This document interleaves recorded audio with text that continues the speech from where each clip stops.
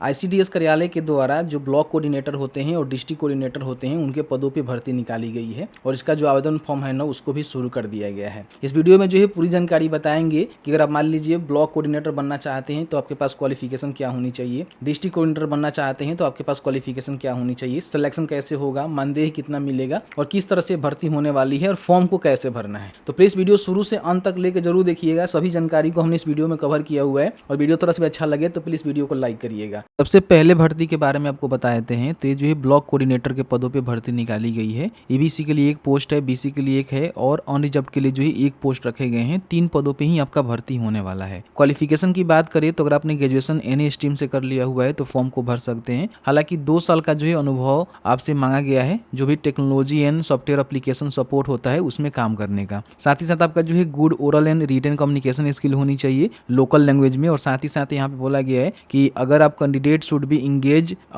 जो local mandatorily होता है तो उसमें कहीं ना कहीं आपका प्रेफरेंसी है तो आप यहाँ पे फॉर्म को भर पाएंगे। तो ये आपका क्वालिफिकेशन है। बाकी डिजिटेबल में बोला गया है कि आपके पास computer training, IT computer work, मतलब ये सब चीज़ें हैं तो आपको मतलब और ज़्यादा यहाँ पे प्रीफरेंस देखने को मिल जाएगा। बाकी आपको जो है 20,000 रुपये यहाँ पे मानदेय देखने को मिलेगा। इन बातों को विशेष रूप से ध्यान रखेंगे क्योंकि ये जो भर्ती है ना संविदा के आधार पर होने वाली है। दूसरी भर्ती जो है डिस्ट्रिक्ट कोऑर्डिनेटर का रहने वाला है। अगर मान लीजिए डिस्ट्रिक्ट कोऑर्डिनेटर के रूप में काम करना चाहते हैं तो एक पोस्ट है यूआर के लिए। इसमें अगर आपने ग्रेजुएशन किया हुआ है या फिर certificate diploma computer science IT में किया हुआ है तो फॉर्म को भर सकते हैं। 2 साल का इसमें भी अनुभव आपका होनी चाहिए एप्लीकेशन मेंटेनेंस एंड सपोर्ट में। और साथ ही साथ जो भी लोकल लैंग्वेज होता है उसमें गुड ओरल एंड कम्युनिकेशन आपका होनी चाहिए। और साथ ही साथ कंप्यूटर पे जो है प्रोफेंसी भी मस्ट बोला गया, यानी कंप्यूटर की जानकारी आपको होनी चाहिए।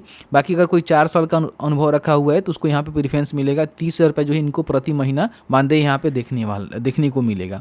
देखिए ये भर्ती कहाँ से निकाली गई है सबसे पहले समझिए। देखिए जो भी आईसीडीएस कार्यालय होते हैं, जैसे कि ये भर्ती जो है नवादा से निकाली गई है। हालांकि सभी जिलों का जो भर्ती है वो निकल के आ रहा है, अपने जिले की भर्ती चेक कर सकते हैं। तो आईसीडीएस कार्यालय के अंतर्गत ही आपको काम करना होगा कोऑर्डिनेटर के रूप में। एक जो है ब्लॉक कोऑर्डिनेटर के रूप में काम करेंगे और एक जो है आपका डिस्ट्रिक्ट कोऑर्डिनेटर के रूप में काम करेंगे। अब यहाँ पे देखेंगे बताया गया है कि जिला नवादा अंतर्गत प्रखंड समन्वयक के कुल 3 पदों पर भर्ती निकाली गई है। इसके लिए जो भी इच्छुक और योग्य उम्मीदवार हैं वो फॉर्म को यहाँ पे भर सकते हैं और बड़ी आसानी से आवेदन कर सकते हैं।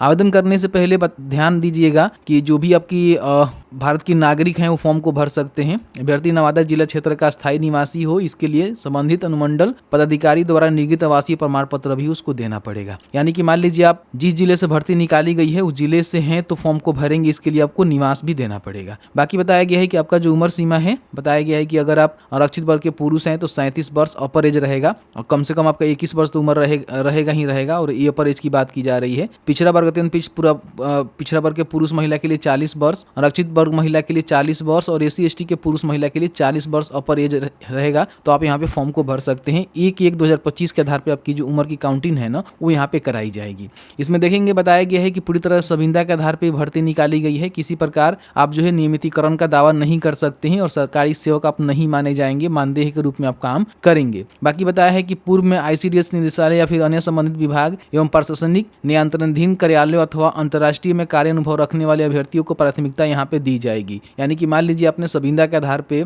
इस प्रकार की काम किया हुआ है तो कहीं ना कहीं आपको यहाँ पे इस पे जो है मतलब एक तरह से समझिए कि वेटेज मिलेगा, आपका भर्ती जो है होने का ज़्यादा चांस रहेगा। बाकी बताया गया है कि जो भी नियोजन है वो आपके वांछनीय शैक्षणिक योग्यता हो गया, कार्य अनुभव हो गया और काउंसलिंग अंतरिक्षा के आधार पर किया जाएगा। इसमें किसी प्रकार की कोई परीक्षा नहीं होती है। ठीक है। चयन प्रक्रिया में देखिए बोला गया है कि सबसे पहले उम्मीदवारों को जो है इंटरव्यू में भाग लेना होगा। इंटरव्यू में भाग लेने वाले की सूचना जो है इनके ऑफिशियल पोर्टल पर दिए जाएंगे। किसी प्रकार को आपको जो है सूचना पोस्ट ऑफिस के माध्यम से नहीं दिए जाएंगे। इन बातों को ध्यान रखेंगे। और बाकी बताया गया है कि अगर आप इच्छुक हैं, फॉर्म भरना चाहते हैं तो अपना जो भी पोस्ट है उसको लिखकर 15 दिनों के अंदर जो भी विहित पत्र है उसमें अपना शैक्षणिक, गैर शैक्षणिक अनुभव संबंधित प्रमाण पत्र 100 प्रमाणित छाया प्रति के साथ संलग्न करते हुए जिला प्रोग्राम कार्यालय आईसीडीएस विकास भवन समरालय परिषद नवादा में संबंधित मतलब रजिस्टर्ड जो पोस्ट है उसके माध्यम से हाथों हाथ या फिर मेल आईडी के माध्यम से आप यहाँ पे एप्लीकेशन फॉर्म को भेज सकते हैं। आपके पास 3 ऑप्शन है, आप हाथों हाथ जाकर इनके कार्यालय में जमा कर दीजिए, पोस्ट ऑफिस से भेज दीजिए और नहीं तो इनको मेल कर दीजिए।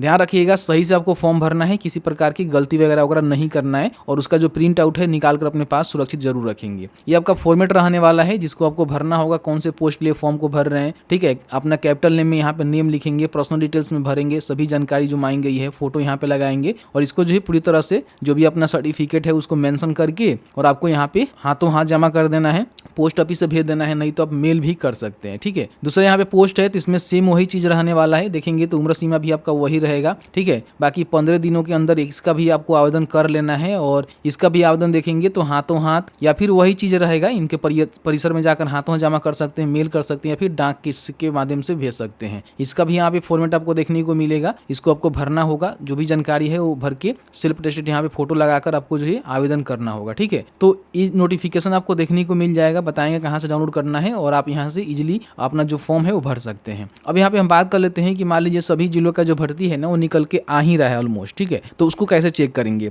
आपको लिखना है ऑल डिस्ट्रिक्ट एनआईसी पोर्टल। तो आपके सामने बिहार के जितने भी एनआईसी पोर्टल है वो सभी का जो है लिस्ट यहाँ पे देखने को मिल जाएगा। अभी जो भर्ती के बारे में आपको बता रहे थे वो भर्ती जो है नवादा से निकाली गई है, जैसे कि मैंने आपको दिखाया। तो नवादा के ऑफिशियल पोर्टल पे जाएंगे, नोटिस वाला सेक्शन में जाएंगे, रिक्रूटमेंट पर क्लिक करेंगे तो यहाँ पे देखेंगे ये जो है डिस्ट्रिक्ट लेवल का आपका यहाँ पे भर्ती है और ये जो है ब्लॉक लेवल का यहाँ पे भर्ती आपको देखने को मिलेगा। दोनों का पीडीएफ यहाँ से डाउनलोड करके चेकआउट कर सकते हैं और फॉर्म को अप्लाई कर सकते हैं।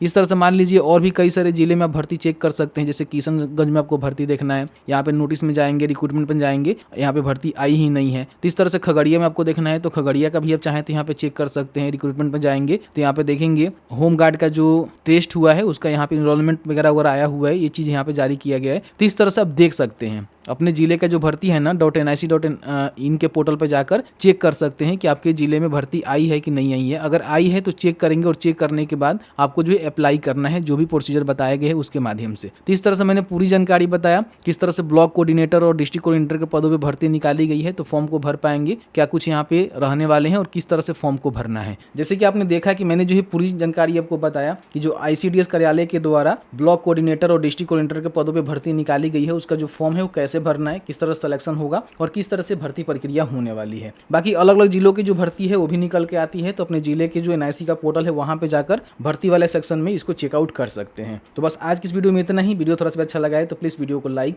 जरूर करेंगे।